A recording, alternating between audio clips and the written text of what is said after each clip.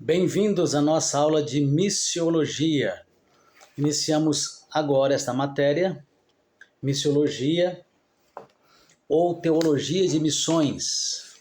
Vocês têm aí a sua Bíblia, né? Suas anotações. E vamos iniciar o estudo desta matéria da FAESP do curso básico, matéria missiologia, que divide-se em alguns capítulos. Perspectiva missiológica de missões, definição dos termos, o Deus das missões, Bíblia, o livro missionário, a história das missões e missões transculturais. Muito bem, vamos para o nosso primeiro capítulo, perspectiva teológica de missões. O que é perspectiva teológica de missões? O livro começa dizendo assim: nós começamos então onde a missão começa, em Deus.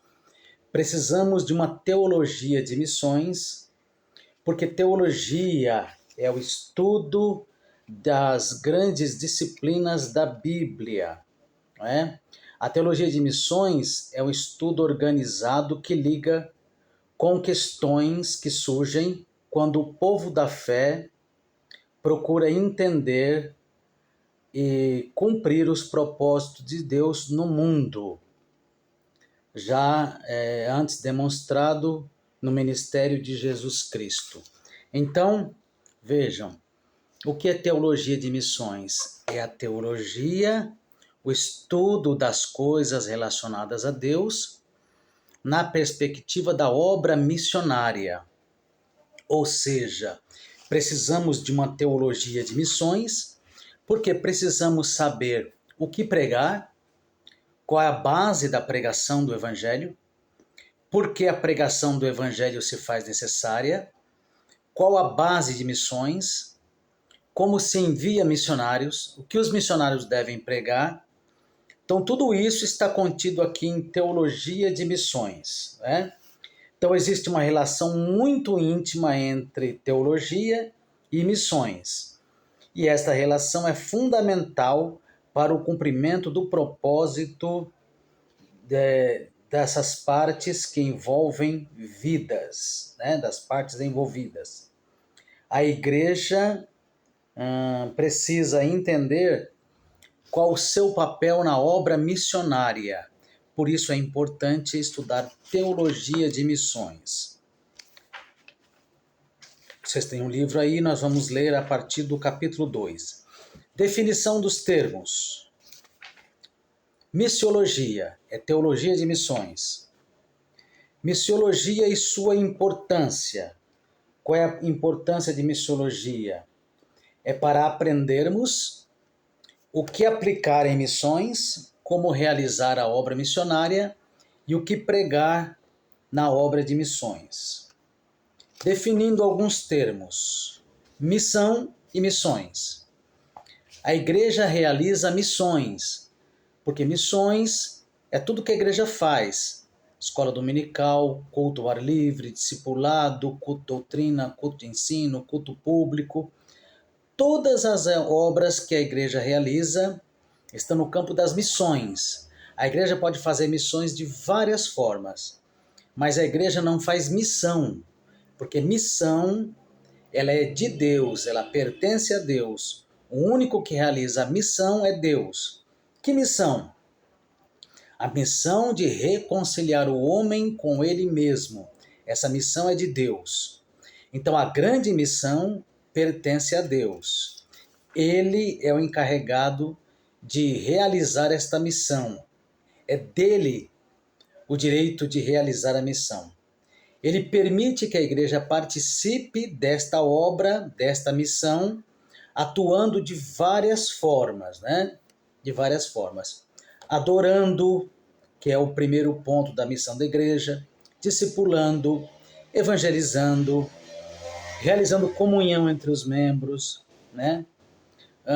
Fazendo discípulos. A igreja realiza missões de várias formas dentro da grande missão que pertence a Deus.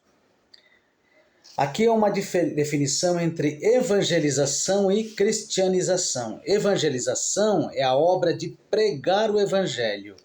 E cristianização é o discipulado. Portanto, isso é importante. Nós precisamos ler esses pontos com calma, né? Para entendermos a diferença entre missões, evangelização e cristianização. No decorrer do estudo, vocês vão ler o livro e vocês vão se aprofundar mais nesta matéria. O capítulo número 3 do nosso livro, ele fala do Deus das missões. Por que o Deus das missões? Porque a obra da evangelização, ela tem a participação da Trindade. Deus foi o primeiro missionário. Quando nós podemos ver Deus como o primeiro missionário? Lá no Jardim do Éden, em Gênesis 3:15, quando o homem cai e Deus dá a sentença a ele, a mulher e a Satanás, a serpente, ele diz que para a mulher, da tua semente levantarei um que pisará a cabeça da serpente.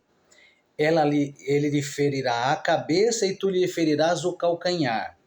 O que quer dizer isso? Isso é chamado de proto-evangelho.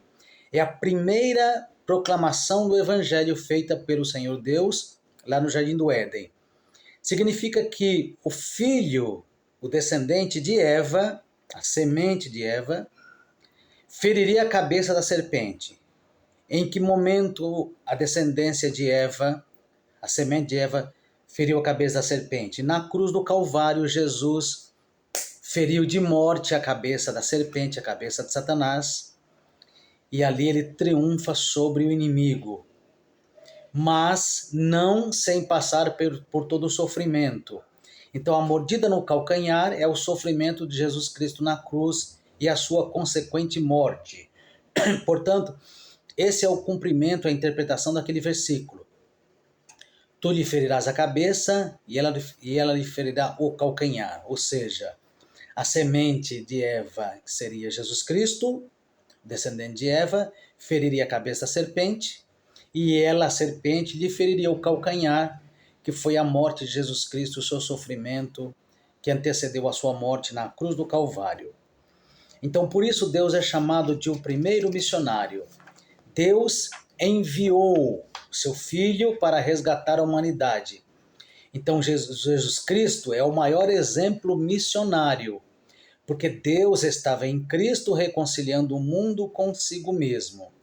Então, Cristo é o maior exemplo de missões, porque ele abriu mão de toda a sua glória, conforme Filipenses 2, de 5 a 8. Ele abriu mão da sua glória, ele não teve por usurpação ser igual a Deus, mas tomou forma de homem, assumindo então a função de servo, sendo obediente até a morte de cruz. Então, por isso, ele é o maior exemplo de missões. E o Espírito Santo é o atualizador de missões, no ponto 3 aqui da nossa revista. O Espírito Santo é o atualizador de missões porque é ele quem envia, ele quem separa obreiros, ele quem inspira, ele quem levanta missionários, ele quem inspira os escritores sagrados para escrever a palavra de Deus, ele quem realiza missões. Portanto, missões é obra do Espírito Santo. No capítulo 4 do nosso livro, temos aqui o tema Bíblia, o livro missionário. Então, em toda a Bíblia há uma perspectiva missionária em cada livro da Bíblia, de Gênesis a Apocalipse. E no capítulo 4, vocês vão ler aqui e vocês vão encontrar em Gênesis, né, em Êxodo, em Números, em Levítico, em Números, em Deuteronômio, qual é a ênfase missionária de cada livro. Nos livros históricos também, vocês vão encontrar no livro de Josué, Juízes, Ruth e Esther, a ênfase missionária de cada livro. Depois a ênfase missionária nos livros poéticos, Jó, Salmos, Provérbios, Cantares, Eclesiastes. Principalmente o livro de Salmos tem uma ênfase missionária muito forte. Depois, nos profetas, nos livros proféticos, nós vamos encontrar também a ênfase missionária em cada um desses livros. E eu gostaria que para isso vocês lessem o livro, né? lessem o livro dos profetas. Depois, no Novo Testamento, nós encontramos nos evangelhos a ênfase missiológica ou missionária de cada livro, em Atos também, no apóstolo Paulo, nas epístolas gerais e, por fim, no Apocalipse. Eu gostaria que vocês lessem o livro para que vocês encontrassem a ênfase missiológica de cada um desses livros. Depois, no capítulo número 5, nós temos a história das missões. Como é que a missão ela se desenvolveu na história, né? Desde o Pentecostes, a Era dos Apóstolos, que foi a grande expansão do Evangelho. Em 30 anos, os apóstolos levaram o Evangelho a ser conhecido em todo o mundo, em todo o Império Romano da época, né? Então, missões na Era Apostólica, vocês vão ler, eu vou até perguntar na prova como foi. Como foi missões na Era Antiga, né? Depois, no Império Romano, qual é a contribuição do Império Romano para missões? Ou seja, no tempo dos apóstolos, o Império Romano havia realizado algumas obras que facilitou a obra missionária, a expansão do cristianismo. Por exemplo, o sistema de estradas, que foi o Império Romano que criou, o fim da pirataria, o combate aos crimes, aos assaltos nas estradas, a organização toda do Império Romano. O Império Romano construiu obras que existem até hoje. Nós podemos até dizer que aquele ditado "quem tem boca vai a Roma" é dessa época, porque qualquer das estradas tomadas na Europa você sairia em Roma. Portanto, isso foi uma contribuição importantíssima de Roma para a expansão do Império do Evangelho. Depois, a contribuição do Império Grego, foi a língua grega para a expansão do Evangelho.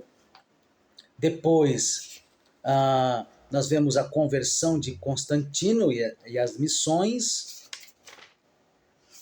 Missões na Idade Média, no período medieval. Missões quando o Império Romano enfrenta os bárbaros, porque os bárbaros todos foram evangelizados pelo Império Romano, já era a Igreja Católica na época. Missões na Era Medieval, depois missões na Reforma Protestante e os grandes despertamentos missionários que houve na Europa. É o primeiro, o segundo e o terceiro despertamento missionário que houve nos Estados Unidos também. A contribuição dos pentecostais, as missões, e encerra-se esse capítulo.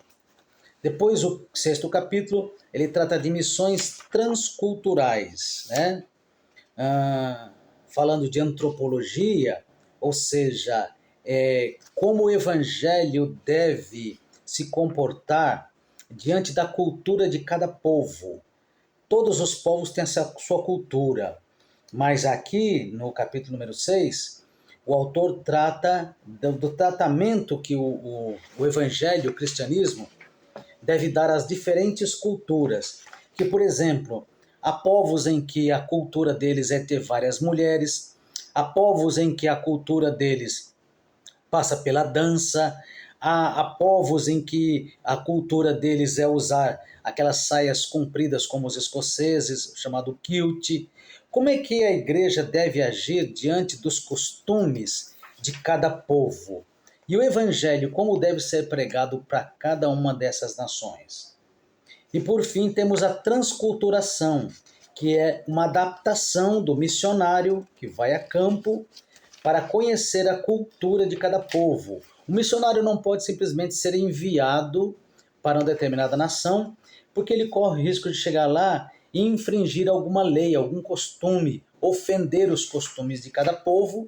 Então esse missionário vai ter muitos problemas, por isso que a transculturação é muito importante para a obra missionária. Esse é um resumo daqui do livro, né? É um resumo bem rápido do que nós vamos estudar. E eu gostaria que vocês lessem o livro e em seguida nós estaremos enviando um questionário para o estudo de missiologia. Portanto, Deus abençoe a cada um de vocês. Esta é uma aula introdutória da nossa primeira aula de missiologia. Deus abençoe a sua vida.